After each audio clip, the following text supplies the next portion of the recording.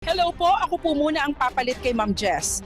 Pag-usapan po natin ngayon ang tinatawag na AI-generated videos. Katulad po ng video na ito, hindi po ito totoo. Maski po ako, hindi po totoo. Tara, lipad tayo! Woo! Ang babaeng ito may pagka-superwoman. Sa mga nagpapa-request dyan ng challenge, Naryang naipit sa gera. mag-ingat sa fake news! Makyat ng Mount Everest. Ang tanda ko na, papaakyatin niyo pa ako sa Mount Everest. Oh, At naglakbay pa sa outer space. nandito ako sa space ngayon, ayoko na dyan sa Earth. Kaninong nanay ito? Nakaka-amiss po talaga. Sa edad niya yun, malakas pa siya tap. Sarap nito. Tara, kain. Ang babae sa video humarap sa aming team.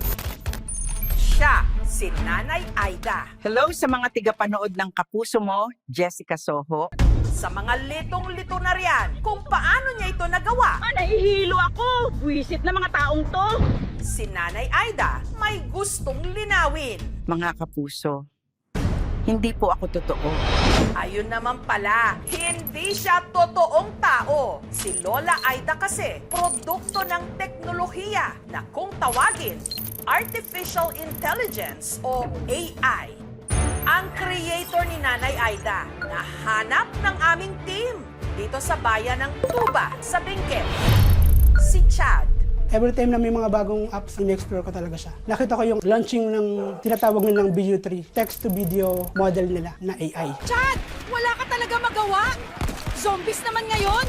Si Chad, nagtatype lang ng prompt o instruction kung anong gusto niyang makita sa video. Ito po yung nagawa nating prompt. Ibibigay natin yung mga details or yung idea natin kung ano yung video scene na gusto natin. At nung pinindot niya ang Generate Video button, Guys, Nanay Aida here! Nasa KMJS na ako. Ako naman ang lumipad.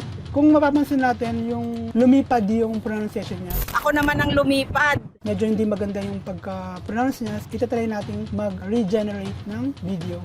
Hi guys! Nanay Aida here! Nasa KMJS na ako. Ako naman ang lumipad.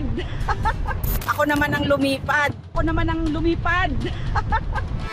at dahil posible raw na marami ang malilinlang ng mga AI-generated video, ang unang ginawa ni Chad, isang paalala sa mga netizen. Sinasabi ng character na isa siyang prompt lang at hindi totoo. Hindi ako tunay, maging mapanuri lagi. Salamat! Ang nasa isip ko kasi is to raise awareness sa mga tao.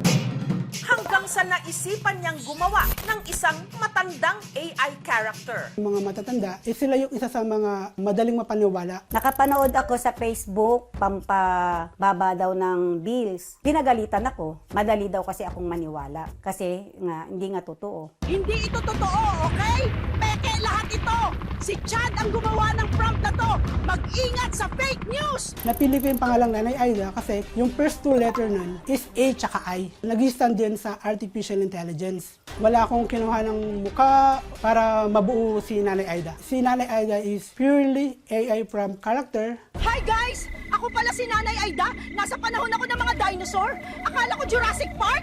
Hindi pala. Chad, wiset ka. Natututunan niya yung patterns ng mga data based dun sa lahat ng nakita niyang data dun sa tinatawag na training process. Pinifeed lang natin siya ng madaming videos and images, and then tinatry niyang matutunan ano yung general na itsura ng mga bagay-bagay. So, in a way, si Nanay Aida ay mga pinaghalo-halo lang ng mga combinations of patterns and pixels. Sa totoo lang, hindi siya same character lagi. Most of the big AI tech companies don't fully disclose kung saan nila kinukuha yung mga data nila. Sa ngayon, it's still a gray area. Mula noon, kung ano-ano na raw ang pinagawa ni Chad kay Nanay Aida. Kinoronahang Miss Universe. Nanay Aida from the Philippines. Ginawang pirata. Captain Aida! Sinabak sa NBA. Salamat kay General Manager Chad sa pag-draft sa akin. Nasaan si Chad? Naging higante. May bagong tinda si Nanay Aida. at pinagluto pa ng inihaw na cellphone at pritong tsinelas. Hindi na lang pamalo tong tsinelas, ipapakain ko na sa matitigas ang ulo. Gumawa ko ng mga extraordinary scene, mga hindi ka panipaniwala, para at least yung mga tao pag nanood, magko-question sila. Totoo ba itong nakikita ko? Hi guys! Ako na ngayon ng ulam. Malambot na ko, promise! Ang AI o Artificial Intelligence tumutukoy sa kakayahan ng isang computer, gadget o software na gayahin ang talino ng mga tao. Kaya nilang makipag-usap, makakilala ng imahe o hindi kaya gumawa ng mga video at litrato kapag prompt ng tao. Gaya nga ng videos ni Nanay Aida na pumatok online. Nandito ako saglit sa pyramid. Dahil dito, maraming netizens na rin ang gumawa ng sarili nilang video ni Nanay Aida gamit ang AI. Nanay Aida, anong feeling na sikat ka na ngayon sa social media? Ha? Sikat? Eh di wow!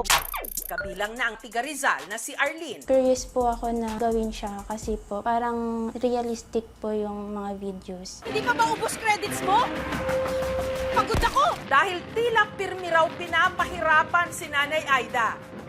Sa unang AI-generated video na ginawa ni Arlene, pinagbakasyon niya si Nanay Aida sa Switzerland. Salamat Arlene, dinala mo ko dito.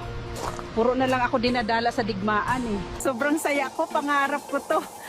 Hindi raw niya lubos akalain na may mga brand daw na kumontak sa kanya para makipag-collab. Kumikita po ako through collaboration po, bali 10K po, isang linggo po. Hi guys! Nanay Aida here. Nandito ako ngayon sa North Korea. Bawal ata mag-vlog dito. Kung sino yung nag-create nung character na yon, sa kanya yung copyright. Pero kung yan ay na-create lang ng artificial intelligence at hindi mo yan ginawa through your own mind, hindi natin masasabi na yan ay distinctly sa atin. Uy! Mapapanood nyo na kami ni Arlene sa Kapuso Mo! Jessica Soho! Woo! Pero teka, sino naman itong kasakasama ni Nanay Aida sa isang video? Uy, ikaw pala si Nanay Aida. Ako si Tatay Selo. Nice to meet you, Tatay Selo. What happened, Bella? Meet Tatay Selo, na obvious ba, AI-generated din. Mabuhay tayong mga tatay! Maliban na lang sa mga walang kwenta! Ang kanya namang creator, ang tiga-Danao sa Cebu na si Josh. Parang ginawan ko lang po ng opposite gender si Nanay Aida. Ang peg o inspirasyon daw ni Josh kay Tatay Selo ang ilan sa mga karaniwang makikitang lalaki sa kalsada. Kaya nilagyan niya ito ng tuwalya sa balikat at ginawa pang bungal. Nung una ko pong nakita yung karakter, talagang natuwa po ako kasi first generation na parang grabe, totoong tao talaga. Hindi lang daw imahinasyon ni Josh ang nabuhay, pati na rin ang alaala ng kanyang Lolo Jose. Same sila ng katawan, yung tsaka laging nag-shirtless rin. Namimiss ko rin po si Lolo Jose pag nakikita ko po si Tatay Selo. Oy, mapapanood nyo na ako sa TV. Sa Kapuso Mo, Jessica Soho. Si Tatay Selo, isa ring atapang at tao. Nasa tuktok ako ng Mount Everest na nakahubad. Nakuhang sumabak sa digmaan. Kasali ako sa gera. Saan ba yung exit dito? At lakwatsero. Tamang chill lang tayo sa North Pole, mga idol. Nariyang namasyal pa sa maalamat na syudad ng Piringan. Totoo pala ang biringan. At kahit na gusto mang damihan ni Josh ang adventures ni Tatay Selo, kailangan niya raw munang mag-lie low. Lalo't ang app na gamit ni Josh sa pag-generate sa kanya, may bayad. Pro tier, ang cost niya ay 1,100 pesos per month. Si Ultra naman, ang cost niya ay nasa 13,900 pesos per month. The higher the tier of the subscription, mas madami yung available na credits. Pag fast model, 20 credits lang ang. Kapag quality model ang gagamitin, 100 credits ang kailangan. Nabuo kami ng pyramid. Mahirap maging OFW pero kakayanin para sa pamilya. Pero dahil na rin sa pagiging kapanipaniwala ng maraming AI videos ngayon, hindi maiwasan na may iba na nalinlang ng mga ito. Kita nyo tong balat.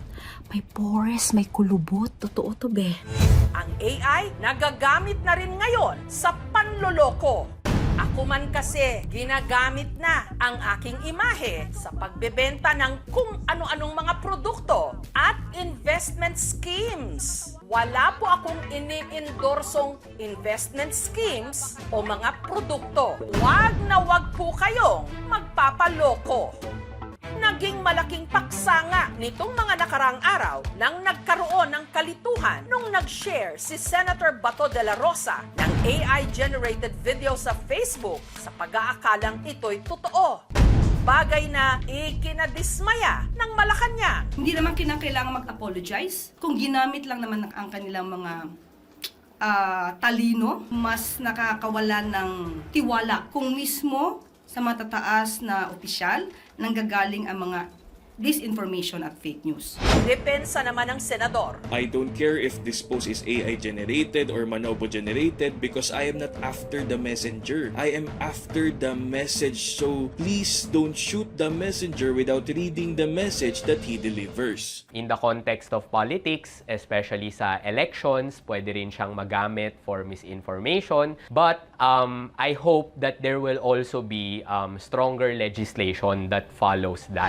Sinubukan naming hinga ng pahayag ang Google Philippines tungkol sa issue pero tumanggi silang magpa-interview. Meron pa ring mga telltale signs na pwede kang tingnan para masabi mo na, medyo suspicious to, baka AI-generated to. Kunyari, dun sa naging viral na video, pag tinignan mo yung background, Philippines dapat yung setting, pero merong tuktok dun sa background, no? Wala naman tuktok sa Pilipinas. Usually, yung makikita mong text is walang sense or gibberish yung lumalabas. Grabe, di ako makapaniwala. Kapag papasalitain mo yung characters dun sa video mo, kailangan yung bibig niya tugma dun sa sinasabi niya. Kasi pag hindi, alam mo na agad na fake siya. Nay Aida here. Nandito ako sa Grindelwald. Oh, ang ganda dito, oh. Tingnan natin yung mga contents with a critical eye and hindi natin basta-basta tinatanggap lang lahat ng mga information na nakukuha natin sa social media. Ma, wala na akong trabaho.